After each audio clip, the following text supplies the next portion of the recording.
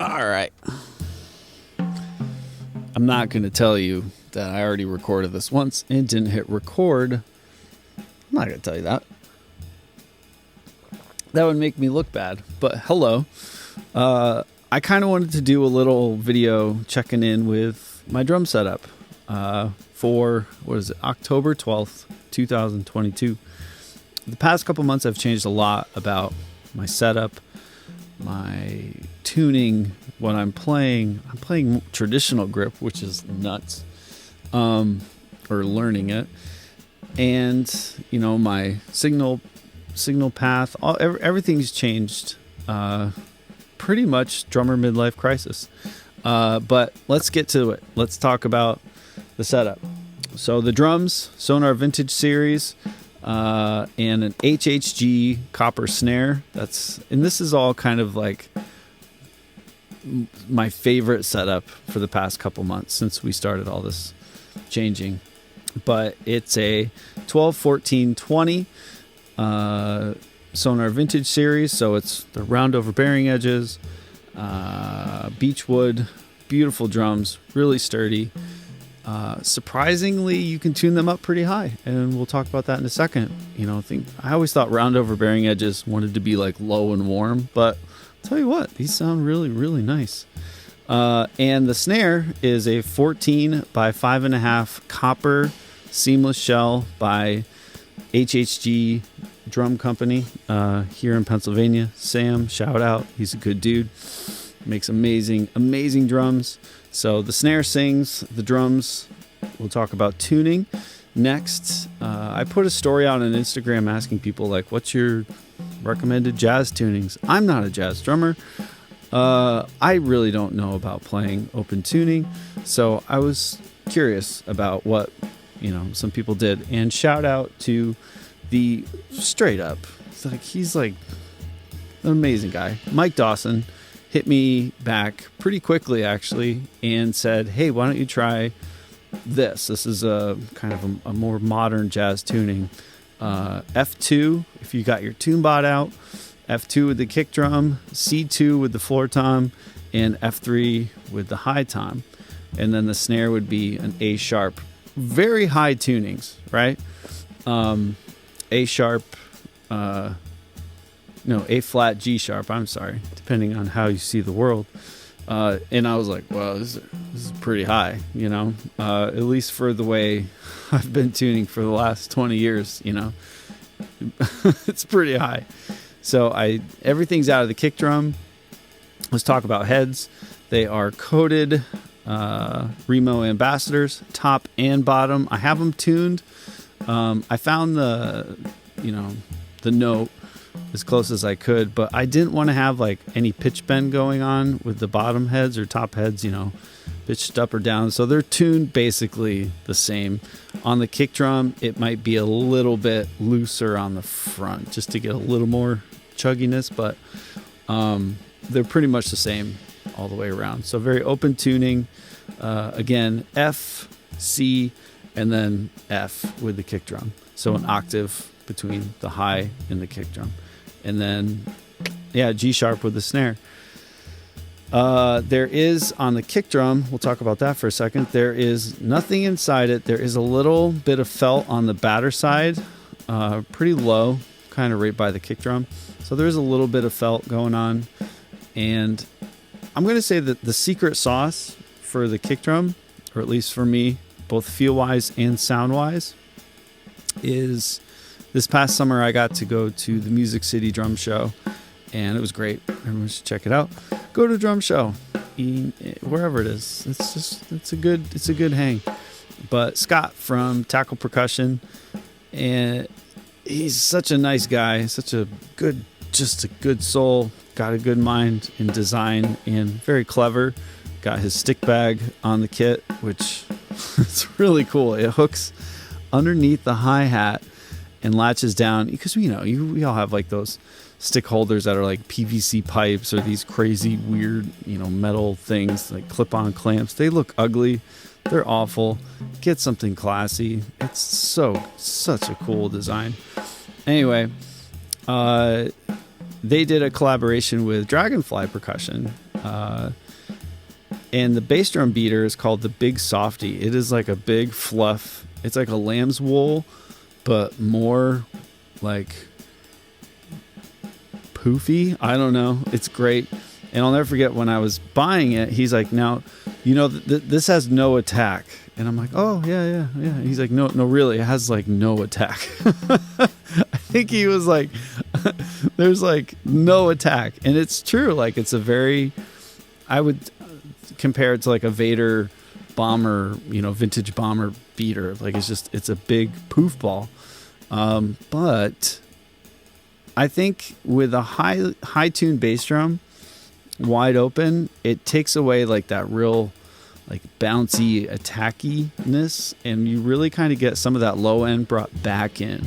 If I put a harder beater on this kit and try it, I go up almost a whole step in pitch just because of that attack, and it's just a little more sharper.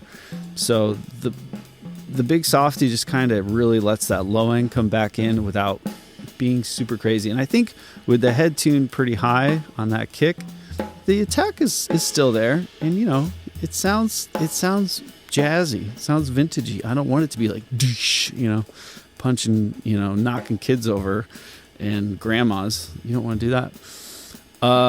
So yeah, other than that, wide open. There's nothing on the toms, nothing on the snare. Let's talk cymbals. So we're using the Mike Johnston Thunderbutter. Great cymbal. It's a 20-inch extra thin hammered. I think I got those words in order. I'll make sure it's perfect on the video. I'm not crashing a whole lot recently with what I've been practicing, trying to get good at jazz. So I'm not, really crashing like a crazy person, but it's there. Hi-hats, again, I'm not really grooving right now either, but these do sound really great. 15-inch Foundry Reserve Minels. They just chick, splashing. They're great. They're very just smooth, And the main ride I've been using is a 22-inch Foundry Reserve ride cymbal with a tackle percussion chain on there, adjustable chain, just to add a little sizzle and sparkle. Now, the reason I really like these cymbals, and because that's what we're going to talk about next, is microphones. I'm using one microphone really the past couple months, and the microphone I'm using, I've really wanted to get to a point where it's one microphone. I'm not doing really any EQing, nothing like that, not relying on a DAW to really make it come alive or brighten up. So the cymbals are just really doing what they need to do. I don't need to boost them. I don't need to add any air or, any kind of life to them. They're coming through the microphones just perfectly. They're smooth, not harsh. Even if I do start really reaming on them, they just sound great. So dynamics wise, the full range, they complement the toms and the tunings and the snare and the kick drum. It really brings together this one sound, this one drum set sound, which, let's talk about microphones. It's one of the reasons I might do a video about going from 16 microphones down to one eventually. But in all honesty, having just one microphone above me really has made me play more cohesively and smarter and not so loud and crazy, and really dial in my dynamics in both limbs and feet, just because it's just one microphone. But let's talk about that one microphone to rule them all. Drum roll. It is the AEA Stereo R88. It's a stereo ribbon mic, so think of it, it's two microphones in XY, but it's a ribbon microphone, so they're both figure of 8, so it's going like this. Now, I took this microphone for a couple days. I moved it all over the studio. I tried it in front of the drums, far away, over, behind my head. I had it behind my head for a long time. Tried it behind me, low, high, all over. Kind of settled on right over the snare. If the middle point of the R88, right over the snare and the high tom, like those two rims. That's kind of where I landed on. And I didn't measure, but after I really found a good spot I liked, I did go back and measure. From the middle of the snare, it is exactly 36 inches from the snare to the middle of the R88. So I don't know if that's a good thing, bad thing, weird thing. I've seen people say that before. 3 feet is the magic number. Maybe it is, because I tried all kinds of stuff. You know, with that stereo image, you start to go up too high, you'll lose like that crack, and the snare starts to sound wonky in both of those microphones. You get too close, same thing. It's kind of like just, it overpowers it. So 3 feet was a great spot. And at least with the size of my kit and the cymbal heights that I have them at, it just, everything sounds really blended nicely. And I do have an HHG D12 VR on the kick drum. So technically I have 2 mics, but I don't use it unless I really am having some kick drum, wanting to hear the kick drum a little more beefy. So that is there, and it is, Phantom Power is engaged with those. They have this built-in EQ system, so the middle one is engaged. So I'm scooping out a little bit just from the built-in microphone. So when the microphones, let's talk signal chain. When they leave the studio, they come over here to, I have an API. My first big boy preamps that I ever got was an API 3124 Plus. I got it back in 2009. Just a pup, you know. But we're going into 2 APIs, into 2 Warm Audio 76, so 1176 clones. They're great. You know, I don't have the money to buy real 1176s. So, but I just enjoy having analog gear, turning knobs. It's cooler. It's just way cooler than, you know, working on a computer. So we're doing 4-to-1 ratio, very slow attack, very quick release, as fast and as slow as it'll go. Just a little bit of compression, probably 3 dB, 4 dB the most if I really crack the snare. So doing 2 of those into 2 outboard API 550A EQs, and there's nothing going on EQ wise except I'm scooping out 2 dB of 800. That's it. After that, it goes into an AudioScape bus compressor. So think it's like an SSL G bus style stereo compressor. That's at 2-to-1. And that's honestly, the needle's like not even moving. It doesn't really do much, but I do think it does add a little bit of